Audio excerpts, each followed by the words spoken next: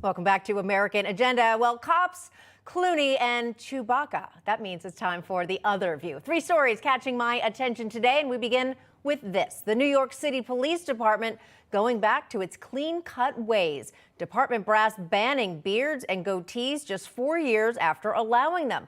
Officers also being told to keep it short when it comes to their hair. Joining me now to discuss this and more, Project 21 member, publicist, and political analyst Whitley Yates, and former U.S. Marine veteran and author of The Race to Save America, Kate Monroe. Welcome to both of you on this Friday afternoon. Let's dive right in. All right, so an NYPD spokesperson saying the new facial hair policy, which takes effect on June 17th, happens to be my parents' anniversary, was issued to, quote, ensure that all uniformed members of the service reflect the department's high standards for professionalism.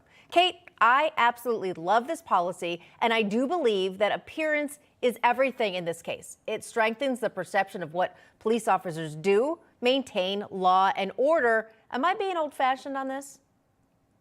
No, you're absolutely not being old-fashioned. I was in the Marine Corps, so I like that clean cut, having some esprit de corps. It's interesting how they made everything lax 3-4 years ago, and now we're getting back to being a little stricter. I think it's going to give them more polish and professionalism when they're facing all of their New Yorkers, because people need to see that you are clean cut. You don't want to be looking scruffy and not respectable. So I love it. I love everything about it. I completely agree. Whitley, your thoughts on this? I mean, to me, it just seems there's just a presence. There's something about it. There's a look to it that I think can be intimidating, and that's a good thing if you're a cop. While I'm all for professionalism, I don't think a beard should stand between you and the badge. I think especially in New York City, where they haven't had really great support from the mayor, really great support in general as law enforcement officers and people who decide to put their lives on the line each day. And with their enrollment numbers being so low, I don't want their beard to stand in the way of them being able to be a part of the police force and help keep us safe. And so I think if we had supported the police more and didn't have or need so many more officers, I wouldn't have a problem with this. But right now, we need as many people as we can get to help keep New York safe. That's a great counterpoint. Let's move on to this. George Clooney. We're not talking about his facial hair or lack thereof. The A-list Hollywood star reportedly calling the White House to complain that his wife Amal could face sanctions. Now, this after President Biden criticized the International Criminal Court's efforts to issue arrest warrants against top Israeli officials, including Prime Minister Benjamin Netanyahu. Now, just a little reminder here, it was Clooney's wife, Amal Clooney, a human rights lawyer, who helped the ICC come up with these warrants in the first place. According to reports, Clooney was upset that Biden called his wife's work outrageous. Kate, what do you make of his phoning a friend tactic? Well, he feels entitled to do so, as he gave him, $500,000 for his campaign, raising another few $1,000,000. He's set to speak on his behalf. They think, I'm playing a game called I Pay, and I want to get what I want. That's what these celebrities do. I find that behavior very childish and disgusting, but that's what it is here. And you see all these celebrities always rallying around the Democrats because they know they're playing a game called I Pay. But I would say, secondarily, where was she on Russia and China? You're only concerned with what's going on in Israel, so none of the other atrocities matter. Those are my thoughts. I think that's a great point. Whitley?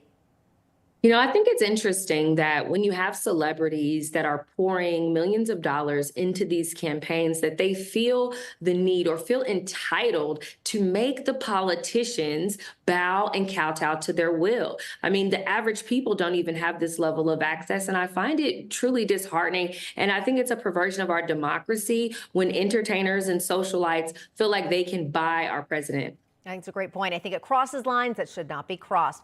And finally, let's talk Star Wars. A recent spinoff, The Acolyte, making its big TV debut this week to much fanfare, but also criticism. Star Wars fans calling out the show's and also Disney's wokeness. It's being called the gayest Star Wars ever. Ouch. And its openly gay creator, Leslie Headland, says she's totally into it.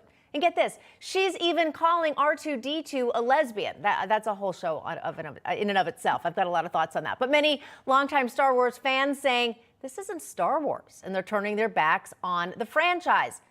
I don't know, Kate. Why does everything have to be so woke? When will marketing execs learn that capitulating to the left's agenda is really just hurting brands and their bottom lines? Well, it's amazing to me that they saw what happened to all these other brands around and they think that they're insulated from it. Why? I mean, they're destroying every single series and show. I mean, the fact that you could say it's the gayest, I mean, how far are we going to go? What level of gaiety are we trying to achieve here at Star Wars? Like, your fans want to see Star Wars. Stop shoving your agenda down their throats. Like, I don't know if you have to go completely bankrupt to hit complete bottom to realize it, but I'm just saddened that everything can't just be what it is. 2 + 2 is 4. It doesn't have to be 3 or 5. I like how you think, and I'm not even a math person. Whitley Yates, final word for you, about 30 seconds.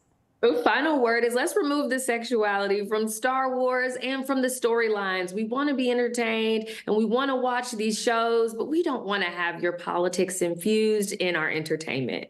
Bingo. I love how Whitley always drops the mic, literally and figuratively. Maybe not literally, but next time bring a mic. All right, Whitley Yates, Kate Monroe, thanks for joining us and have a fabulous weekend. Yeah. Thank you.